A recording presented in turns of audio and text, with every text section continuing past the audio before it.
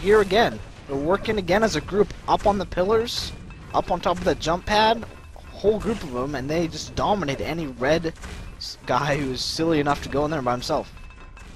Yeah, having fun with the nade spam right now.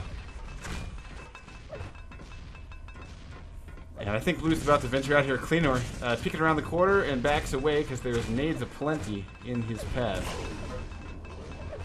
He sneaks out and does get a bit of a tag. Got quite a stalemate here. Cleanor trying to back off.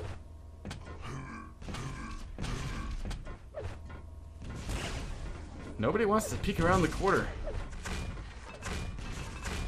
At this rate, we may bypass the time limit here. Or reach the time limit, I should say. Both teams are content with just launching their entire arsenal of grenades at each other. That time, Sparky goes down, giving Blue a 2-man up advantage. It seems ever since Martyrs picked this little spot up in the pillars to defend, they've been having a lot of success. Going up 3-1, or sorry, 4-1. They have yet to lose a single guy. Cameltoe getting the first kill with his rail.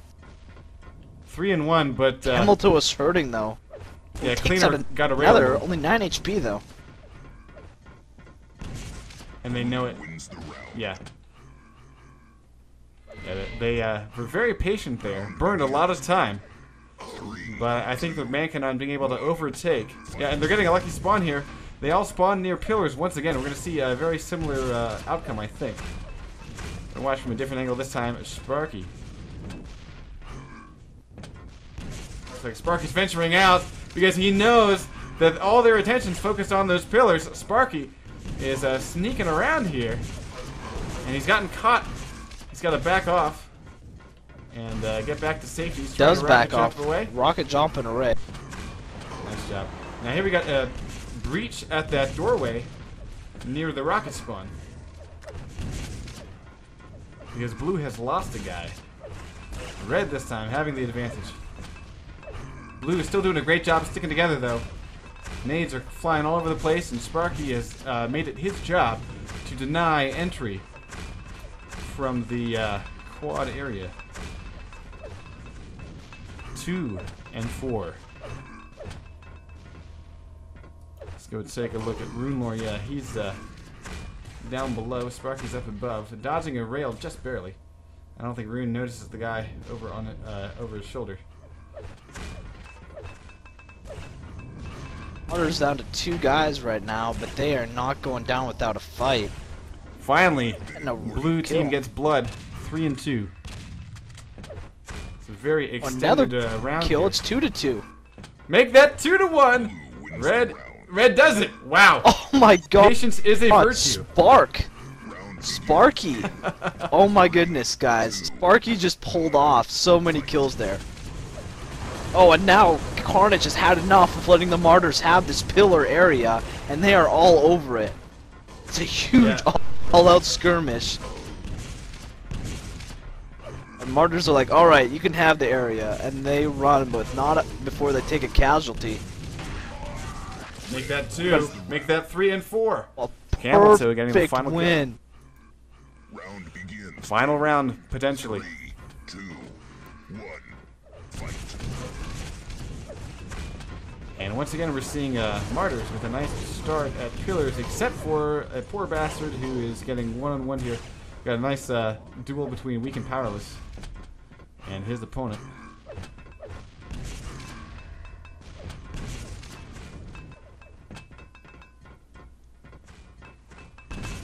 And it looks like, yes, we have Martyr Boys taking over pillars once again. And it looks like Cameltoe is going to be very aggressive here. Pulls down Sparky. And that gives them a 2-man up advantage here. Cameltoe chasing down and pulls down Cleanor. Oh, and that'll do it. Carnage gets the win. They win Trinity and they just won Campgrounds. GG's indeed, as Carnage takes a 2-0 win. Yeah, solid comeback there. I loved that play on Trinity. Yeah, right now I'm working on getting one of the teams here to come and, getting Carnage to come in here and maybe give us a post-game interview real quick. It was a very good game, I do have to admit. Trinity was, I think, sort of the real key of the match. Carnage came down from a huge deficit, and since once they got that momentum going, they carried it over onto this map, and they were able to get a lot of early wins. By the time the Martyrs got their stuff together, and they started like camping that pillars area, it was just like too little too late. They pulled a couple rounds together, and then Carnage is like, uh-oh. So they pulled their shit together, just rushed the crap out of that pillars area, and were able to throw the Martyrs off their game.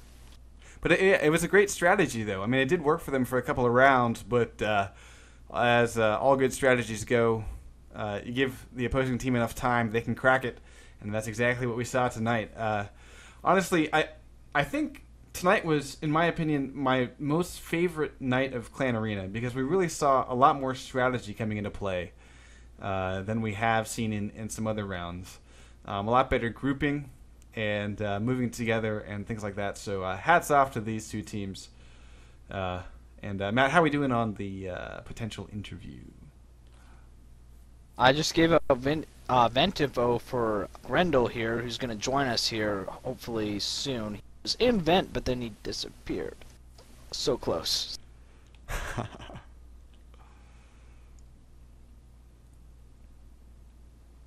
I don't know. I'd liked it too. It was kind of slower paced before that. Some of the Clan Arena stuff we're used to seeing. We see a lot of high-end sort of Clan Arena going on, and so everyone sort of feels like they're a superhero, and so everyone will like try to single-handedly win the match by themselves.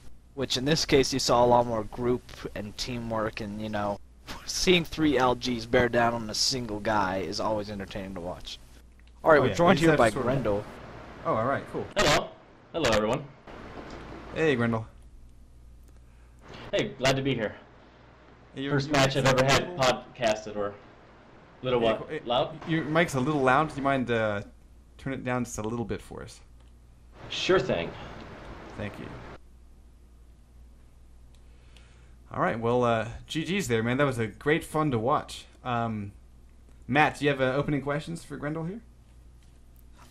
Sure, man. I guess first off, congrats on the win. Very well done. I guess the first question was, for me anyway, is you guys definitely changed the maps up there.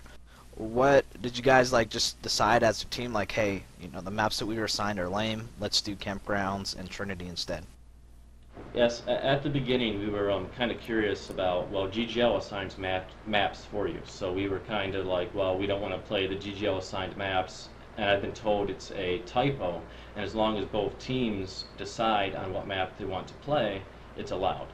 So we decided between us to go to those maps instead. Yeah, from what I found, team effort. Yeah. Well, also what I found, like, both teams agree to something, you can pretty much get away with anything. You could like play a dance off or like Guitar Hero 3 if you wanted to. Both teams agree on it. It really does come down to the agreement between the teams, and as long as you have the records for it, yeah, it's pretty much allowed, it seems. Yeah, and I have to say, what were they thinking? Because I mean, I can understand maybe Temple of Retribution, but I don't understand that chemical reaction map as a Clan Arena. That doesn't make sense to me. That's very much a free-for-all map in my opinion. Yeah. Clan Arena makes that kind of weird because it's such a large map. What rooms are you going to camp? You know, it's just not as competitive as some of the more reasonable sized maps. Yeah, I would agree there. It just seems... I did. Go ahead.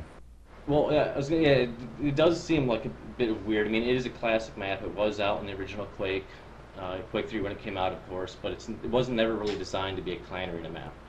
But I did want to comment on one of your questions I heard earlier when I connected about the first map, the first match, where we were behind, and then what happened when we were able to gain that momentum.